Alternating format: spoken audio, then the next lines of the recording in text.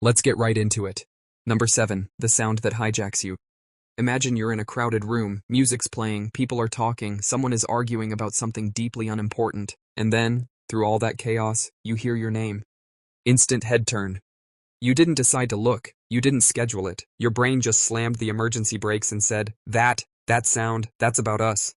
This is called the cocktail party effect, first studied seriously by British cognitive scientist Colin Cherry in the 1950s. He discovered that even when you're focusing on one conversation, your brain is secretly monitoring everything else in the background. It's like having a tiny security guard in your head whose only job is to listen for threats, gossip, and, most importantly, your name. Why your name? Because your brain tags it as high-priority information. It's been repeated to you since infancy. When you were a baby, hearing your name often meant food, attention, or someone about to stop you from licking an electrical outlet. So your brain learned, name equals important. Neurologically, your name lights up regions tied to self-processing, like parts of the medial prefrontal cortex. Translation: your brain treats your name like it's personally branded property. So when someone says Abdi or whatever your name is, your attention system basically shouts, "That's us! We've been summoned!" Even if it's across the room, even if it's in a whisper, even if you pretend you didn't hear it because you don't feel like talking. Your brain doesn't care about your social battery, it's already turning your head. Basically, your name is a VIP pass straight into your nervous system. Number 6. Your ego has ears. Somewhere deep inside your skull lives your ego. And your ego? It is obsessed with itself.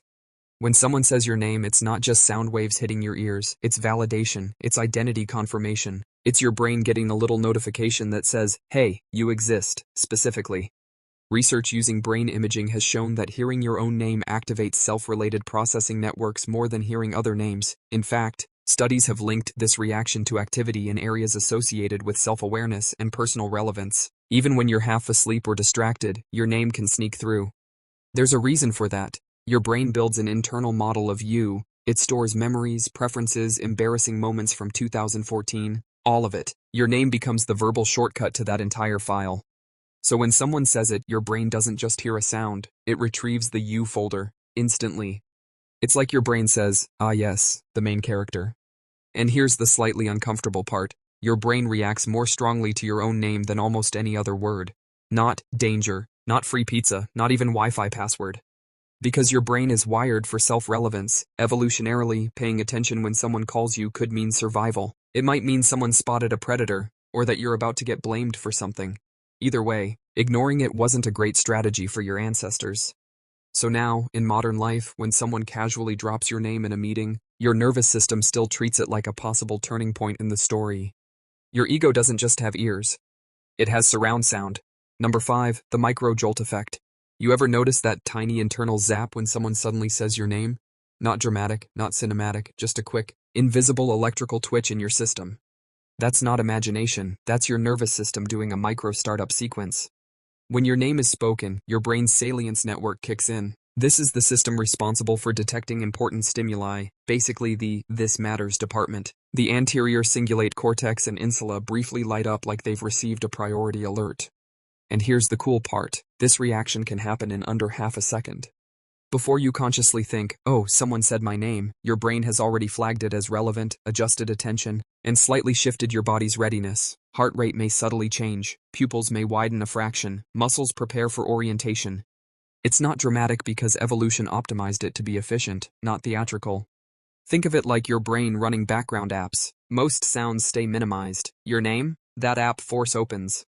And context changes the intensity. If someone says your name warmly, your reward circuits may activate. If they say it sharply, especially in a tone that sounds like trouble, your amygdala might do a tiny panic stretch. That's why Abdi, in a calm voice, feels different from Abdi. Same word, entirely different nervous system response.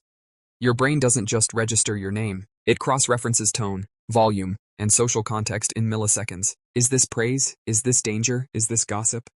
Basically, your nervous system is constantly asking, are we about to be hugged or blamed? That tiny jolt you feel? That's your brain leaning forward in its chair. Number 4, conditioned since babyhood. Long before you knew what taxes were, long before you knew what embarrassment felt like, long before you developed that very specific fear of replying to emails, your brain was already learning one thing. That sound means me. As a baby, you didn't understand language, words were just noise, but your caregivers kept repeating one particular sound cluster over and over, usually with eye contact, facial expressions, and emotional tone attached. Abdi, Abdi, Abdi.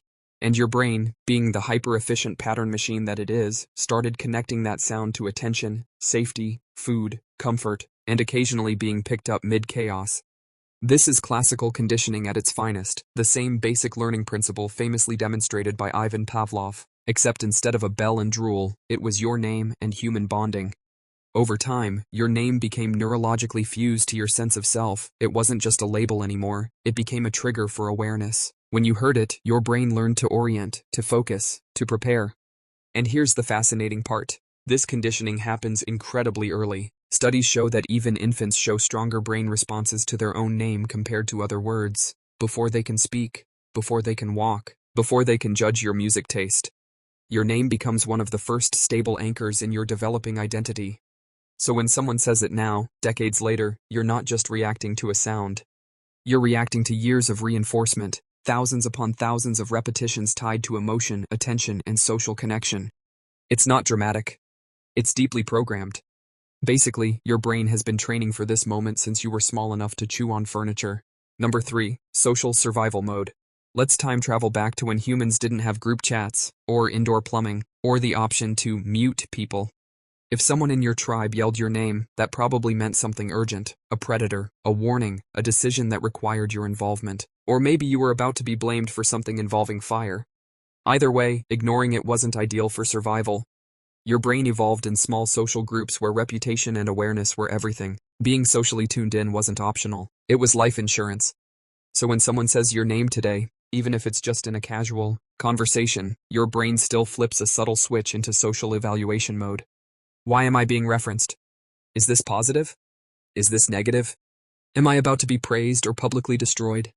This quick internal scan happens automatically. The amygdala checks for emotional threat. The prefrontal cortex evaluates context. The auditory cortex confirms the sound pattern. It's like a 3-person committee meeting that concludes in under a second. That's why hearing your name in a neutral sentence still grabs you. Even if someone across the room says, "Yeah, Abdi mentioned that yesterday," your attention spikes, not because it's dramatic, but because your social brain hates missing information about you. Humans are wired for social belonging. Being excluded used to mean death, so your brain treats any reference to you as potentially critical data. You're not just listening for your name. You're monitoring your status. Basically, your brain treats every name drop like a tiny tribal council meeting, and you are very interested in the agenda. Number 2, the identity button. Imagine your identity as a giant control panel covered in switches, memories, personality traits, insecurities, ambitions, that one embarrassing thing you did in secondary school that still haunts you at 2 a.m. Now imagine there's one big glowing button labeled, You. That button is your name. When someone says it, they're not just producing sound, they're pressing that button. And your brain responds by activating your self-schema, the organized mental blueprint of who you think you are. Psychologists like Ulrich Neisser have described the self as something constructed and maintained in layers: immediate awareness, extended memory, social identity. Your name connects to all of it. It's the verbal shortcut to your entire psychological operating system. That's why hearing your name can feel strangely intimate. Even in a neutral sentence. Even from someone you don't like. Even from a stranger reading attendance. Your brain goes, that concept, that character, that life story, that's us. And here's where it gets interesting. Your reaction changes depending on who says it. When a close friend says your name, reward circuits may activate. When a strict authority figure says it, stress circuits may lean forward. Same word, different emotional loading. Because your name isn't just identity, it's relational identity. It carries history. It remembers who used it kindly, who used it sharply, who used your full government name when you were in trouble. So when someone says it, your brain doesn't just process sound. It checks the relationship database. Basically, your name is the open file command for your entire sense of self. Number 1, the brain's favorite word. Out of the roughly 170,000 words in the English language, your brain has a favorite. It's not love. It's not money. It's not even weekend. It's your name. Researchers have found that hearing your own name can trigger stronger brain responses than almost any other neutral word. In some EEG studies, your name produces a larger P300 wave, a spike in brain activity associated with attention and stimulus evaluation. In simple terms, your brain goes, "Oh, that's important," and turns up the lights. And here's the wild part.